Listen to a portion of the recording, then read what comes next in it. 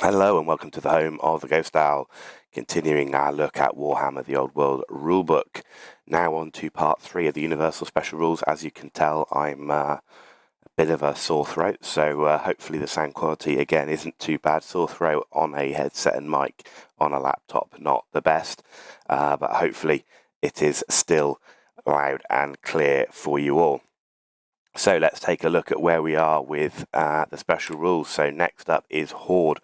Wow, I mean, this rule was a bane of many people in the 8th edition, but here not too bad at all. So Horde units with this special rule can increase the maximum rank bonus by 1.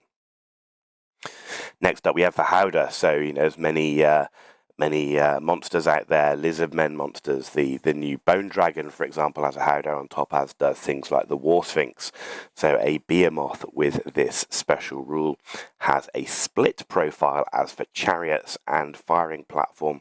In all other aspects, it is a Behemoth, so more just a rule for the type of model than anything specific. So ignores cover. A model with this rule ignores any modifiers for full or partial cover when making shooting attacks.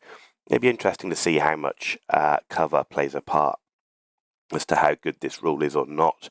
I've seen a lot of tables so far that don't have that much terrain. I prefer to add a bit more terrain onto my board, but ignores cover is basically going to be very dependent upon how much terrain people are putting on the board. Immune to psychology. If the majority of the models in a unit have this special rule, they automatically pass fear, panic, and terror. And if the majority of the models in this unit have this special rule, they cannot flee as a charge reaction. So you've got a bit of a negative there because you're losing the flee as a charge reaction. But to be honest, to be automatically passing fear, panic, and terror tests, immune to psychology is going to be a really good rule. And certainly I'd want my units to have immune to psychology if they could. So impact hits. So the number of impact hits caused is shown in the brackets, and impact hits are caused if the charging model moves 3 inches or more, and impact hits are made in combat, strike at initiative 10 regardless of modifiers, and use the unmodified strength characteristic of the unit. Typically impact hits something that you got off chariots. We'll see if other models have managed to get impact hits or not, but impact hits with the thing that really made chariots but also had that flip where chariots really needed to charge to get their benefit because they had these impact hits. So impact hits, really good, really important, but can essentially make chariots, if they don't charge, pretty weak. So again, we'll see how that plays out.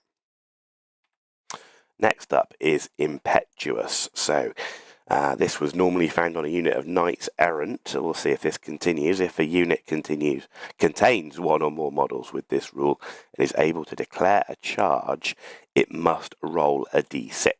On a 1 to 3, the unit must declare a charge. On a 4+, the unit may act as normal. So a little bit better than Frenzy in that regard. And again, the fact it's a 50-50 is not bad. And also the fact that it's only if you're able to declare a charge. So if you're able to move block those knights until you actually want them to charge, you could mitigate this rule pretty easily. So I don't think that's going to be too bad. Killing Blow. Now this was Graveguard and a number of other units had this. Let's see if it's good as it always was. So a unit with this rule scores a Killing Blow on natural 6s to wound. So that's the same as it was before. Models with the troop type infantry or cavalry cannot make armor or regeneration saves against these wounds, and ward saves may be taken as normal. This is pretty standard from where we were before. Unsaved wounds with Killing Blow on infantry and cavalry automatically slay the model regardless of the number of wounds remaining, and if your attack automatically wound, you can't benefit from this rule. Killing Blow, it's a great rule. When it's on a character that doesn't have that many attacks, it's not so great. But if you've got it on a unit like, a large unit of like Graveguard or Dark Elf Executioners, for example, the killing blow with rolling that number of attacks, you're going to get some sixes in there, you know, and it's just going to wound, and it's just going to start taking people out. So you can get lucky on a character, particularly in a duel, maybe take his remaining wounds. But killing blow, I've always liked killing blow, and it does make people think twice, particularly if they're charging in things like monstrous infantry or monstrous cavalry, anything with multiple wounds. Though interestingly, actually, I've just noticed it's infantry or cavalry. It doesn't take into account monstrous infantry or cavalry. Interesting. So how many models in there in infantry or cavalry have more than one wound? Actually, not that many. So I've just noticed that and just thought about that. So that's going to be an interesting one, actually, is how often is this actually going to have use? Because most infantry and cavalry have one wound now. So, yeah, okay, that's going to be interesting. I'm going to have to dig more into that to find out actually the value of killing blow. You know, because then it's really going to come down to infantry or cavalry characters that are going to have that more than one wound. Might not be as good as I first thought. Okay, large target. A model with this special rule can never gain the benefit of full or partial cover. Pretty standard. In addition, models can draw a line of sight to this model over or through other models and vice versa. So that's pretty nice if you've got a model that's got some type of shooting attack or whatever that needs line of sight. Actually, you know, you can have your monster behind a unit of infantry and it can still have line of sight, though it can still be shot back. So pretty standard and as expected. So levies. Models with this rule cannot use a general's inspiring presence or the hold your ground from a battle standard. If this unit fails a panic test, it does not cause panic in nearby friendly units that do not have this rule. So this would be something similar to what we saw with Bretonnian peasants in the past, for example. The peasantry rule, meaning that if they fled, then, you know, knights wouldn't take panic tests and so on. Yeah, it is a rule, and, you know, it's not a great rule or to have or not to have. It's just a special rule that's in there. Loner. A character with this rule cannot be an army general, and a character with this rule cannot join a unit that does not have this rule. So typically loner, something like an assassin, for example, would have this trait, and again, not unexpected. Magical attacks. All attacks caused by a model with this rule are considered to be magical attacks unless specified otherwise, and all spells are considered to be magical attacks. This is going to be key if you're coming up against a lot of units that have ethereal. You know, that's the only way to actually damage them. You know, I'm sure there are other things out there, rules where magical attacks are going to be important, but ethereal's the one that really sticks out. Is if you're coming up against that, then that's the way to deal with them.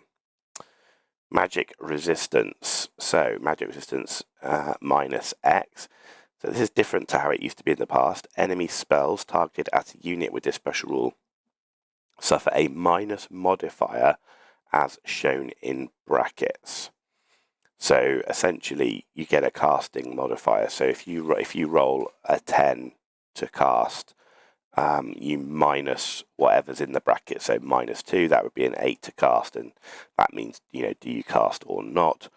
But the special rule is not cumulative, so you only pick the best magic resistance that's in that unit. Mercenaries then. Units drawn from another army list as mercenaries gain this special rule. Mercenaries cannot use army generals' inspiring presence or battle standards. Hold your ground. Mercenaries cannot be joined by characters from another army list. Again, nothing special there. Magical attack is going to be good. Magic resistance is going to be excellent. Magic resistance, I think, certainly of these four, magic resistance is something that's going to be really important. There's lots of spells flying around out there. I think most armies are going to be having at least one or two wizards, and to have that magic resistance is going to be important.